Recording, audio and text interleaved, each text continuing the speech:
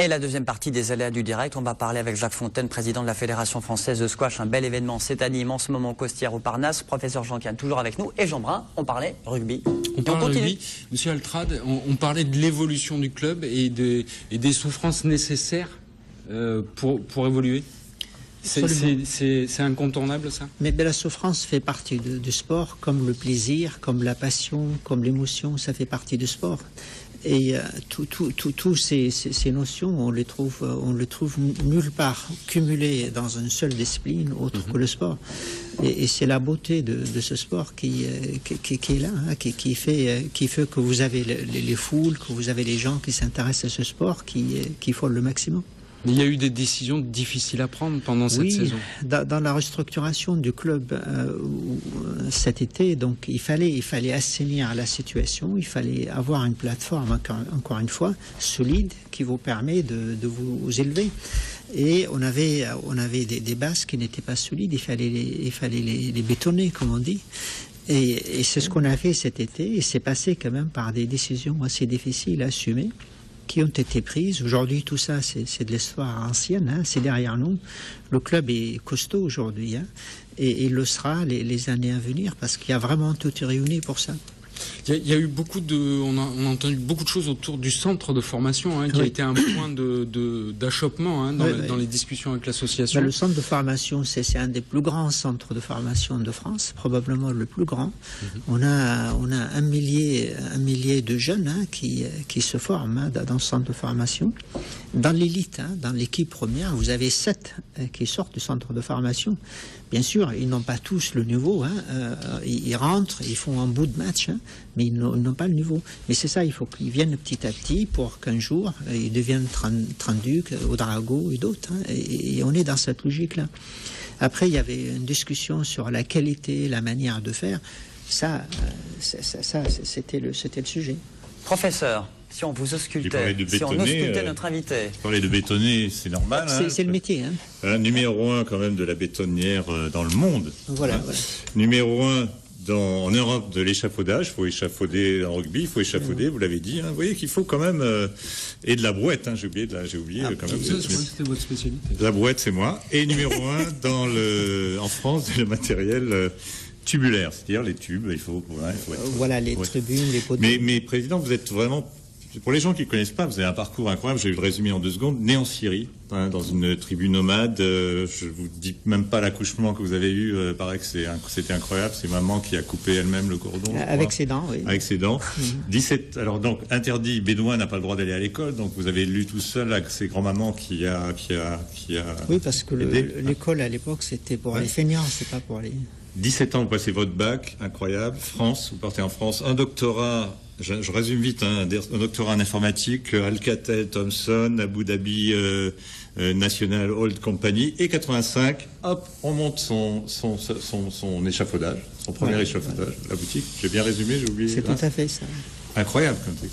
Et alors le groupe, 5 enfants, chevalier de la Légion d'honneur, vous n'avez pas mis je l'ai oublié, pardon. Il a oublié, oui.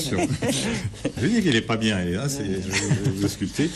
Et le 21 mai 2011, c'est vous prenez en fonction le rugby. Mais c'est un grand romancier. Il a écrit 4 romans, dont le dernier, La promesse d'Anna, superbe roman. Aux éditions Actes Sud. Hein. Ouais, absolument. Actes Sud. Et alors, vous allez voir là le rapport avec le rugby, parce qu'en plus des 4 romans, il a écrit 3 essais. Ouais. Vous avez fait 3 essais rugby. C'est drôle. Et oui, stratégie de groupe, écouter, harmoniser, diriger, et le management de groupe. 3 essais. Ouais. C'est tout, vous avez marqué 3 essais dans votre vie, mais... Et parfois, ça ne suffit pas pour gagner. Et ça ne suffit pas pour gagner. Alors, il y a toujours la question coquine à la fin. Alors, en amour, Président, est-ce que vous préférez échafauder une stratégie en béton voilà le premier test. Ou faire Amstrad, crâne, pique et collégramme. Je choisis celle-là. Écoutez, j'opte pour peut-être une formule beaucoup plus large qui est la passion, l'amour. Justement, l'amour, c'est un mot qui comprend beaucoup de choses. L'émotion, la passion, c'est ça qui m'intéresse. Votre vertu préférée? La franchise, la passion pour la construction, pour tout ce qui est édifice stable. Hein, ça et m'intéresse. votre principal défaut? Il doit y en avoir plein. Je vous donnerai le numéro, Faut les trouver de ma femme, elle va le dire. J'ai oublié des choses. Peut-être les défauts de Moël Altrad juste après les titres que voici avec la rédaction. Merci.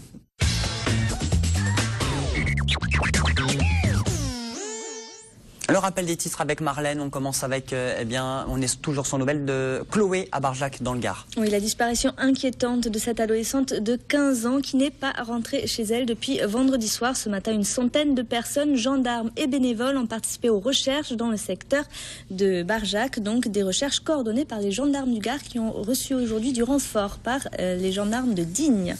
La conduite sous l'emprise de cannabis mise en cause dans l'accident qui a coûté la vie à un bébé de 7 mois. C'était samedi à Pérol. La collision s'est produite dans l'après-midi à hauteur du parc des expositions. Alors aujourd'hui, l'automobiliste responsable de l'accident, qui est un jeune gardois de 19 ans, a été mis en examen pour homicide par imprudence et placé sous contrôle judiciaire. Il a été remis en liberté mais encourt 7 ans de prison.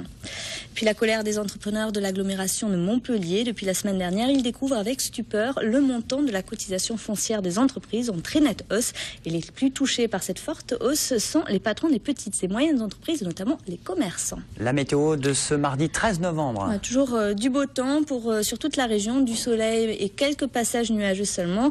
Une dizaine de degrés dans la matinée. Et puis l'après-midi, les températures vont atteindre 17 degrés à Nîmes et à Montpellier. Merci beaucoup Marlène. On va parler de squash maintenant avec un bel événement, les championnats du monde de squash à Nîmes jusqu'au 17 novembre. Ça a déjà commencé. Féminin par équipe entre la salle du Parnasse et les Costières. Jacques Fontaine est toujours avec nous, président de la Fédération française de squash. Alors, ça a commencé aujourd'hui. Ça a commencé aujourd'hui, c'est exact, oui. Non, mais vous avez vu comment il fait. En gros, il me passe la balle. Je balance. Allez, débrouille-toi. Si vous voulez, il y a un moment pour la reprise de volée, c'est moyen. Voilà. Non, ça a commencé aujourd'hui. Et la France joue en ce moment-ci. En ce moment. Contre la Hollande. Vous voyez, je connais quand même le dossier. Hein, oui. C'est Camille Cerne qui a gagné le premier match apparemment. Qu'est-ce qu'on le premier jeu France-Pays-Bas. D'accord. Qu'est-ce que ça représente le squash? C'est pas un sport de citadin qu'on pratique quand on sort du bureau? C'est aussi un sport de compétition? Oui, c'est aussi un sport de compétition. On parlait tout à l'heure de construction. La fédération, elle est jeune, elle a 30 ans. Mais enfin, en moins de 30 ans, elle a quand même amené un champion du monde qui était le premier champion du monde non anglo-saxon, qui était chez les hommes Thierry Lincourt. Aujourd'hui, un numéro 3, Grégory Gauthier. Qui est un ami de TV Sud d'ailleurs. Et une jeune femme, Camille Cerne, qui est numéro 10. Donc, je dirais, oui, c'est un sport qui se pratique aussi en compétition. Sachant qu'au squash, votre premier adversaire, c'est vous-même. Donc, vous pouvez imaginer l'immensité de la tâche et du jeu.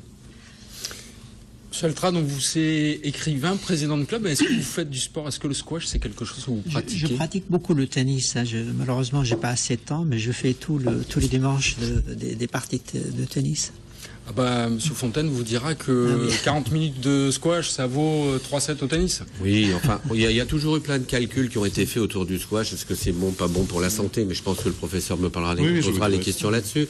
Est-ce que ça vaut 40 minutes de tennis ou plus ou moins? Je dirais simplement que c'est pas ça du tout. Le squash, c'est un sport à plaisir immédiat, et c'est un sport où vous devez allier immédiatement la réflexion et la maîtrise technique. Je m'explique, je vais vous prendre des exemples. Un terrain de squash, ça fait 60 mètres carrés.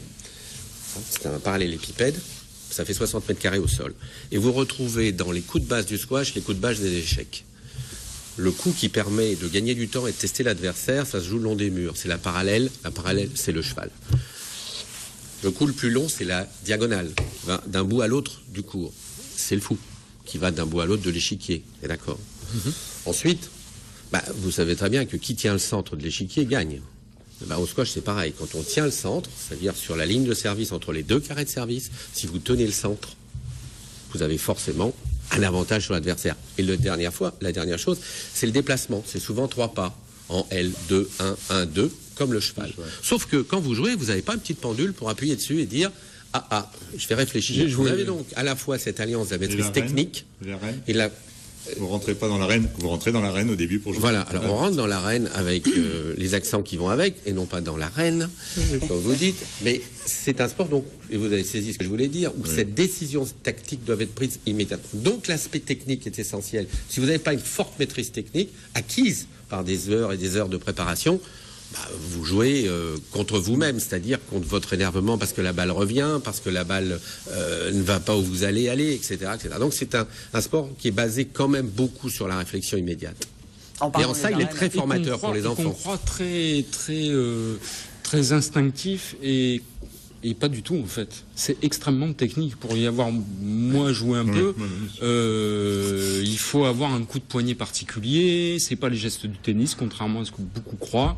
Et aller chercher une balle dans un coin, ça demande des qualités athlétiques. Même si vous parlez de 3 pas, parfois les 3 pas à faire sur le court de squash, ils sont durs à faire. Hein. Le problème, c'est pas vous qui devez vous déplacer sur un court de squash. C'est l'endroit où vous allez mettre la balle va obliger votre adversaire à se déplacer. Oui, donc ça, c'est quand vous êtes bon. Donc vous jouez faites bien. Du squash, Jacques Fontaine ? Oui. J'ai été même champion de France vétéran dans ma catégorie d'âge. Il y a de ça bien longtemps maintenant. Mais oui, j'en ai fait. Sinon. Il y a combien de nations justement ? Combien de joueurs en chiffres ? Les chiffres, c'est quoi au championnat du monde ou dans le monde ? Ce championnat-là. Alors, au championnat du monde, c'est 26 nations. Dans le monde, c'est 185 pays qui jouent au squash. C'est 40 millions de joueurs, 50 000 cours.